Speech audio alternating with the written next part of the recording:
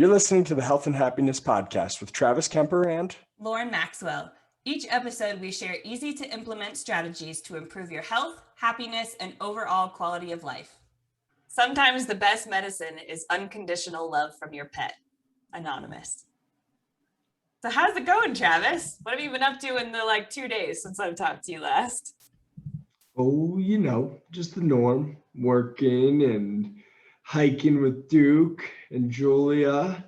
We actually got our new car now. Yay! Yeah. Yay! Yeah.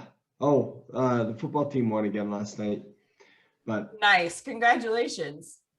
Thanks. Yeah, I didn't go. It was way down in Cortez. It was like a 5-hour drive and I had to work. So I didn't get to make it. Oh, that's a bummer. But congratulations to your team. Yeah, they're awesome. So they won again. And still no sign of Buddy. So I miss my little bud mans. Oh, I hope he comes home soon. I hope so too. Buddy, What's going on in your life? I was gonna say, Buddy, if you're out there listening, as cats do to podcasts, come home. He's probably listening. He is kind of the master of the world. What's going on in your life? Not a whole lot in 2 days because I worked most of the time. We did get Keely, my puppy. She got some new speech buttons. We are training her to speak with speech buttons. If I've never talked about that on the podcast before, which I can't believe I haven't. And she's rocking it. She's doing awesome with it.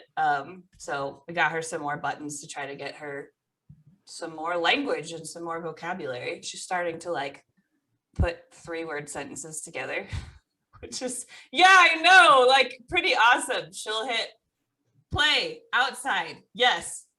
She just recently started putting yes on the end of her commands because we'll say no while we're working.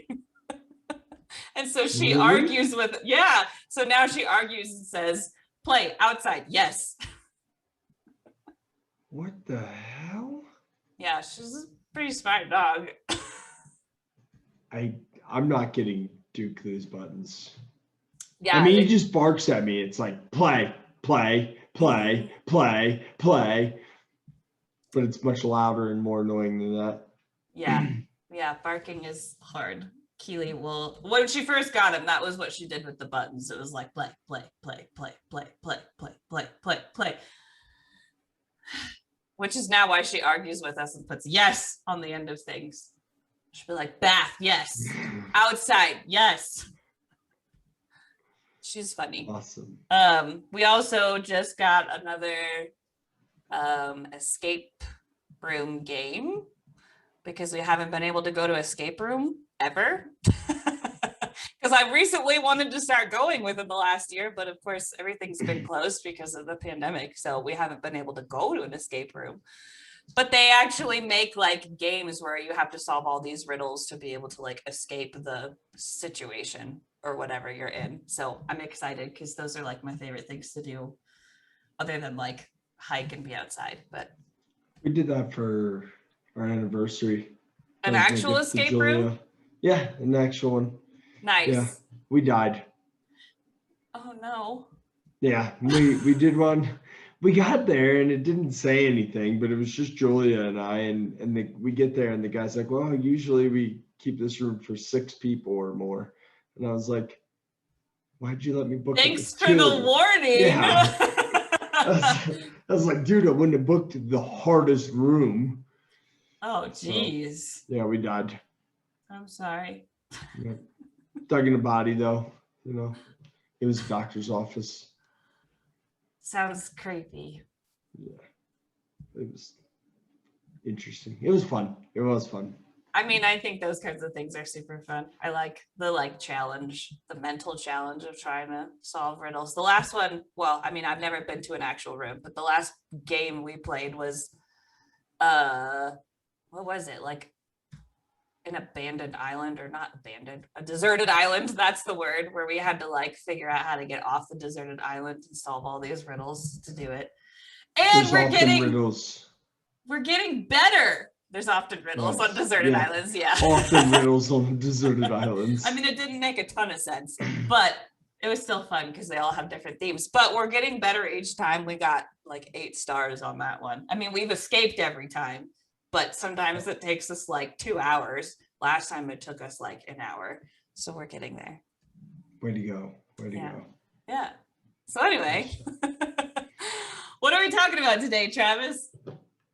Well, since you are teaching Keely how to play with buttons, and I have lost my cat, and you just lost a family dog, right? Yeah, we I'm just sorry lost for our, that. thank you. We lost our family dog, Annie, on Wednesday. That's rough. Yeah, it's hard. I thought we would talk about the benefits of pet ownership, or if there are any benefits of pet ownership in the literature. I love it. Yeah. So let's talk about that. Let's dive in, shall we? Sounds good. Yeah, so this was super fun research to do, by the way. I love when we do episodes where like the research is really enjoyable and fun. I don't like love all research, but researching like laughter and pets, sign me up for more of that. It's super fun. So we found lots of different studies and lots of different articles that we're going to talk about and share that have benefits to pet owners for having a pet. So one of the studies that we came across had a community sample that showed pet owners fared better on well-being measures, such as like they have greater self-esteem, they're getting more exercise, which makes sense to me as a recent new dog owner. They have greater conscientiousness. And this part I thought was really interesting. They showed less fearful attachment. So I don't know, I studied psychology before I was in physical therapy school. And then I feel like it just comes up a lot in my life because I work with children too and their parents. I just feel like anywhere in the medical field, you're dealing with psychology anyway. But attachment styles are something I was taught while I was studying child psychology specifically, because there's like, I think it's maybe 4, I don't know. I feel like a lot of variants, but 4 different major styles of attachment in infanthood. Usually it starts as like a parent-child relationship. But that like, it trickles into the rest of your life because your parent-child relationship is your first relationship that you have. And so there's the secure attachment, there's the anxious ambivalent attachment, there's the anxious avoidant attachment, and there's the fearful avoidant or disorganized disoriented attachment. I feel like I'm going on a segue, but I thought it was super interesting. I had to give you the background because that fearful avoidant attachment type can, all of them honestly, other than the secure attachment, they start in childhood and can affect all of your relationships in your whole life if you don't really understand why, like you're afraid of attachment or you're afraid of connection, you're afraid, you know, like if you avoid things because of childhood trauma or other stuff like that. And this study showed that having a pet can reduce your fearful attachment style and actually leads to more secure attachments. So I like dove into more research. Were you going to say something, Travis? So basically it's saying that people with pets have better relationships with people. Is that correct? Yeah. So that should decrease loneliness. Yeah. And depression and all sorts of things because relationships with people are very good. That's really strong. That's a really strong reason that I've never thought of for having a pet. Because after I saw that study that just listed that was like a benefit, I dove into more research, and there's a ton of research on how, not a ton, okay, a handful More than I thought. There's a handful of research that continues to support that relationship between having one of the non-secure attachment styles from childhood, getting a animal or a pet, and then your attachment style improves not only because of your dog, but with people in general, and like your relationships with humans. That's so cool. Wow. So not just the people that, so basically what you're saying there is the research that you were looking at is not concluding that people that have pets have better relationships, and maybe that they had a better capacity to have better relationships, and that's why they got a pet. You're finding that people that didn't have good relationships and were fearful of relationships get a pet and then get better at getting in human relationships. Yeah. Wow. Yeah. That's really strong evidence for dogs and cats. So cool, right? I mean, yeah. That's really strong evidence for dogs and cats. Yeah. I don't think I would have ever necessarily like put those two together, but it was really cool to see it in the research. Yeah, I don't know that I would have guessed that there's an actual causal relationship there. I do know that my dog that we recently lost back in July, Sable, who you met. Sable was the best. She was amazing, and she made me want to be a better person because you just see the way that she goes up to everybody, and it's like, smile on her face, tail wagging, like everybody was a friend, dog, cat, human, bear, it doesn't matter. She was going to be friends with you unless you told her no. Right. Unless you gave her a reason. Yeah. Right. And she would listen to you. And I was like, man, why aren't we like that? Because that is really like, that's something that you should, I feel like I would like to strive to do. Absolutely. It's just like give everybody every benefit of every doubt. Yeah. And just go up and be like, give me a hug. Bring it in here, big guy. I love that. Yeah. I mean, the way that I don't know cats as well. I've never had a cat, but the way that I've seen that just dogs interact with humans and just that unconditional love that they have for you is, gosh, it teaches you so much about life and about like relationships and how to be a better person. Like what's that quote? Like if I could be, I strive to be the type of person that my dog already thinks that I am, or something like that. Yeah, that's a good one. Yeah. Well, I don't know about most cats. Most cats are not that friendly with me. Although it's gotten substantially better in the last 3 years since we adopted Buddy. Like patients' cats and stuff come up to me now, and they never used to come up to me. That's funny. Like, cats were always hiding. Yeah, it's weird. Like they smell that you're like a cat person. Right, exactly. I don't know though, because I am not a cat person because I'm allergic to cats, and cats have always been all over me.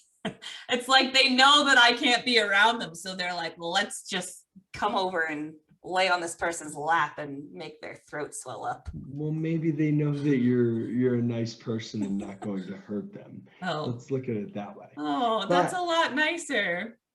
What I was gonna say is my cat, that's how he got into our RV in the first place in South Carolina. That's right. Like being just like Sable, and he would like literally crawl up my sweats when he met us, and he would sit on my shoulder and then rub against my beard and purr. That's how he introduced himself to me. So he was kind of the same way. He was just like Sable. Like everybody was his friend unless they gave him a reason not to be his friend. He would go and scratch on the neighbor's door and meow at it to try and get in and say hi. Buddy is the coolest cat I've ever known. I mean, I haven't known a ton. Nolan, my husband, had a few that I had met when we were a lot younger, but Buddy is the like only cat I have ever loved. Like I met him a couple times, and I love that cat. Yeah, he's pretty awesome. I'm really hoping he comes back, but my hopes are dwindling. Well, hopefully, I don't know. I'll keep him in my thoughts. I send him all the like, buddy, go home vibes. That's a Yes, thing. yes. Keep sending those my way, I will. his way.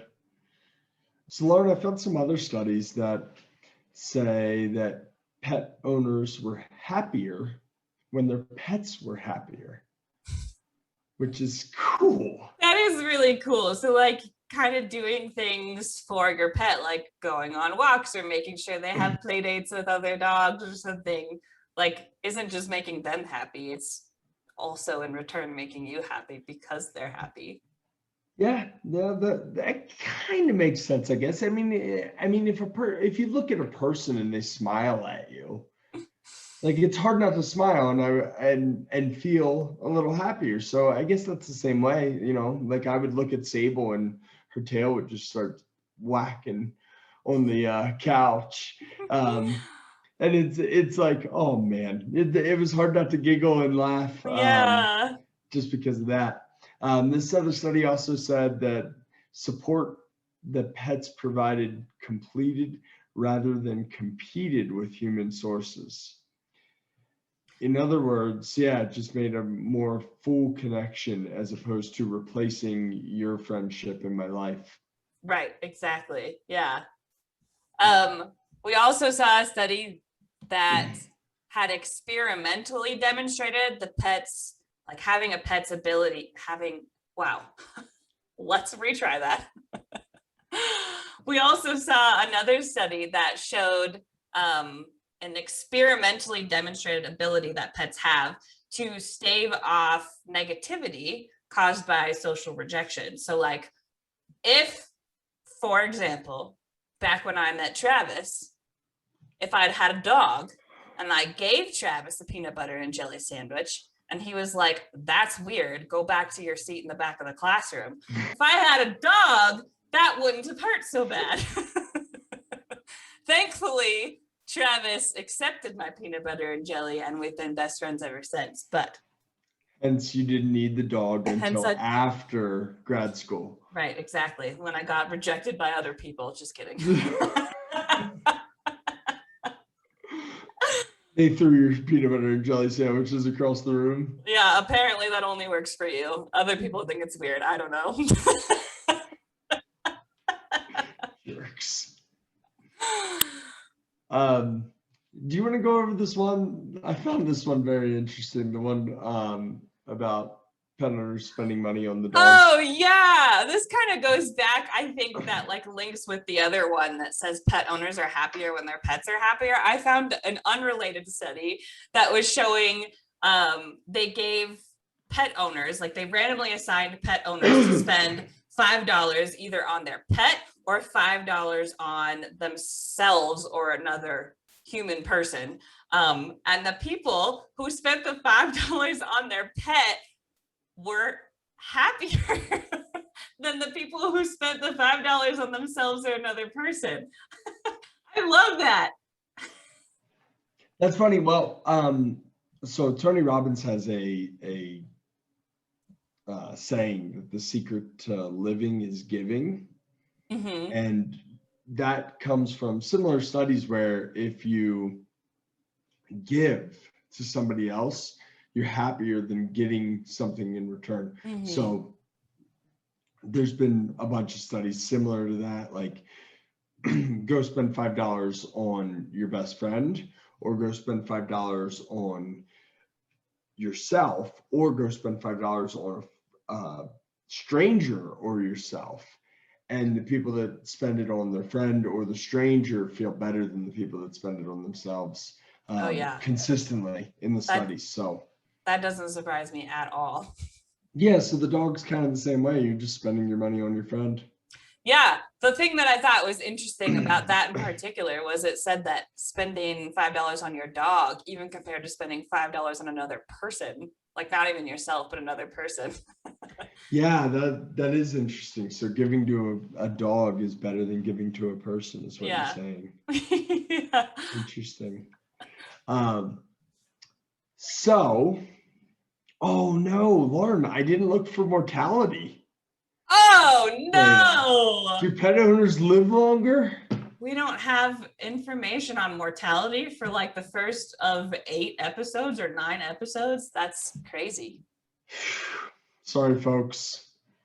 I'm not going to be able to tell you if your dog will help you live longer.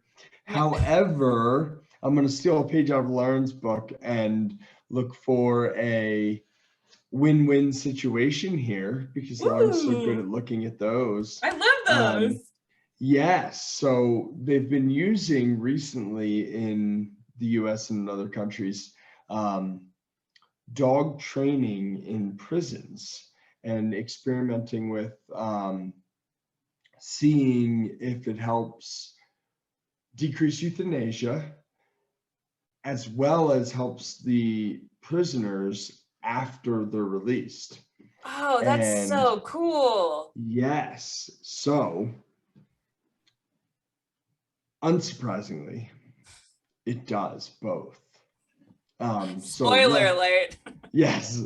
So less dogs are killed in the making of these programs than were killed before these programs. But it also reduces recidivism. So that's fancy, great. yeah, fancy word for going back to prison Repeat after you've offender. been released. Yeah, which is a big problem. Mm-hmm. It improved mental health of the prisoners, pro-social bonds, behaviors, kind of your attachment thing, reduced violence and suicide attempts. Wow.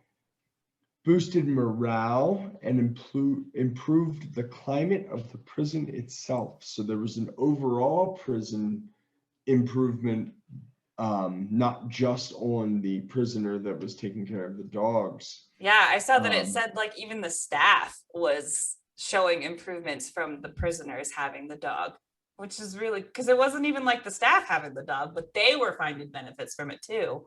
Dogs are amazing.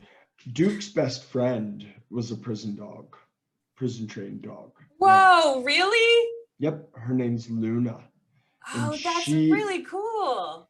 Yeah, he needs to learn from her because she is the most well-behaved dog I've ever seen in my life. Wow. Oh yeah, she's crazy well-behaved. She's still crazy. Like she has tons of energy. She runs like all heck. She does puppy stuff sometimes, but they're the same age, and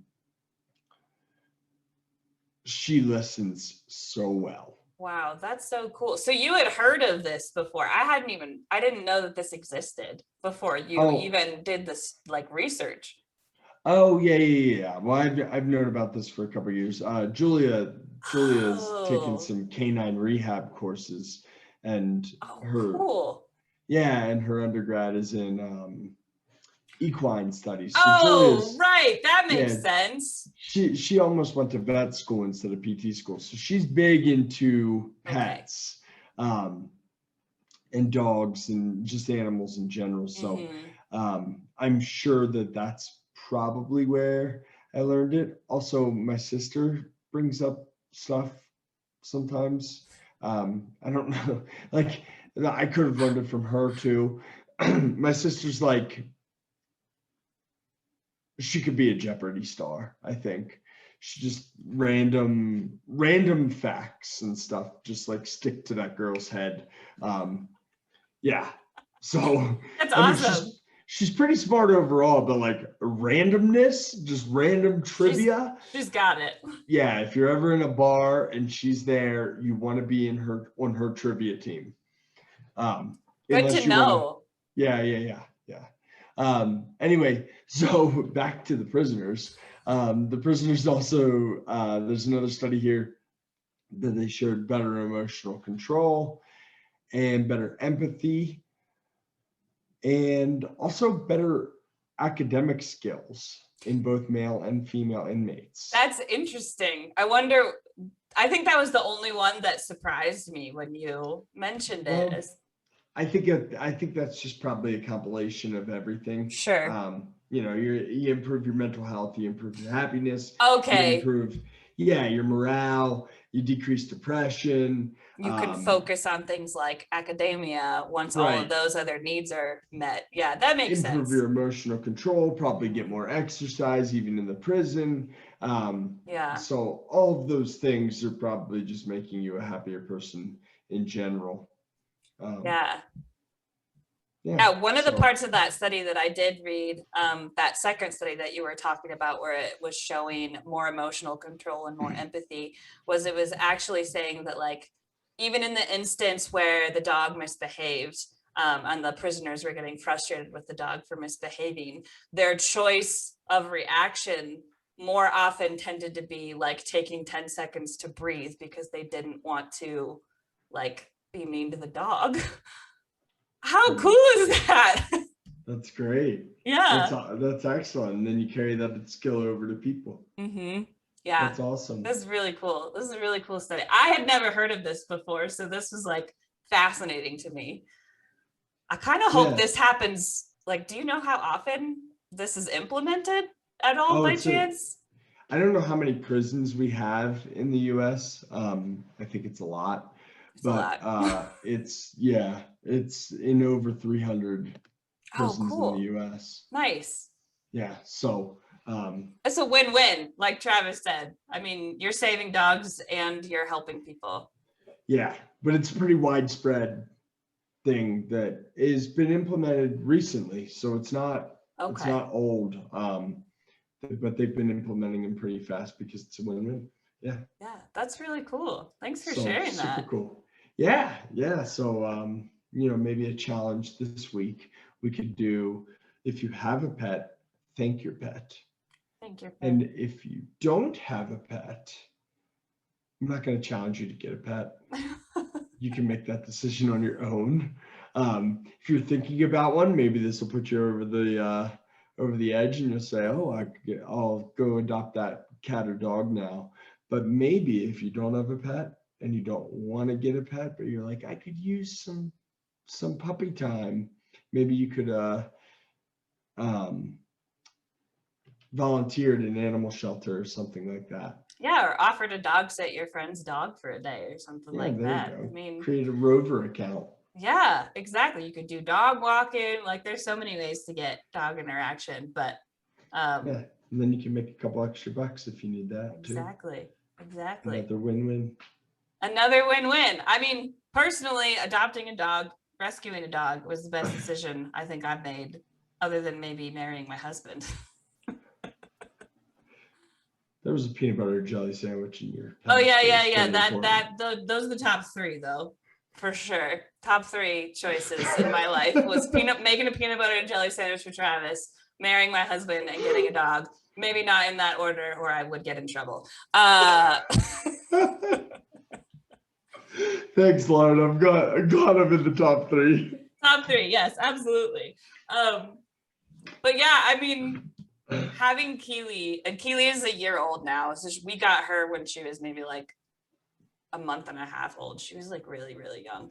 And having her since, oh my gosh, we're coming up on a year since we've even had her. What? That's nuts. But my life, even in the midst of a pandemic, improved because I got a dog. I feel like I could be like a controlled study because I got a dog during a pandemic and my life improved when the world went crazy. But also, okay, one thing that we didn't, sorry, now I'm going to segue for a second again. One thing we didn't mention, or like the studies didn't show, which like personally I have found in my life, I don't know if you found in your life, other than making a peanut butter and jelly sandwich for Travis in my adult life, that got me the best friend. Having a dog has been the most successful way I've made friends in my adult life. Oh. Yeah. How? Because, yeah, good question. Because we had to take Keely she's highly energetic, but also she's a puppy. So like, she's highly energetic because she's a puppy. But we took her out all the time to like the park and we walked her. And then of course you're going to cross paths with other dog walkers, and we live in an apartment complex, so that happened very often. And we would we wanted to socialize her, so we would let her play with the other dogs if the owners were okay with it. And then you end up running into the same owners over and over again. And then eventually you exchange numbers, and then eventually you text each other and like, hey, want to let the dogs hang out? But then really you're hanging out. I don't think I've ever made friends as easily, other than a peanut butter and jelly sandwich, as I have with having Keely. Yeah, that's true. We do have dog dates. Yeah. Our last cookout was a dog date. It's so Well, fun. or at least it was under the disguise of a dog date for Luna and Duke. Under the disguise of so you guys can hang out, but you have the excuse of like letting your dogs hang out. Yeah, hang out and spend money on steak. Nice, because you got your grill. Uh-huh. Yeah. And that was the excuse to have it at my house. I like it. Yeah. Dogs are a great excuse to like hang out without being awkward about being like, you want to hang out, but I don't know what we're going to do. Why don't we just let the dogs hang out? We had Keely's best friend is a dog named Tui, who Travis, you got to see last week because he was over at our house while his mom was at work. But last week when his mom picked him up, she was like, I consider us friends. And I was like, we've made it. This was the moment that I've been waiting for. We are officially established as human friends, not just dog parents. I don't think anybody has ever looked at me and said, I consider us friends. Travis, I consider us friends. And now I can't say that statement anymore. You're welcome. Thanks for ruining my line. Oh. You said line, not life, right? I said line, Line. Just to be clear, I have not ruined your life. You have not ruined my life, Lauren. Not in any way. Back to the dogs. So yes, dogs are really special. Dogs are really special. I think we can sum up this episode with dogs are really special.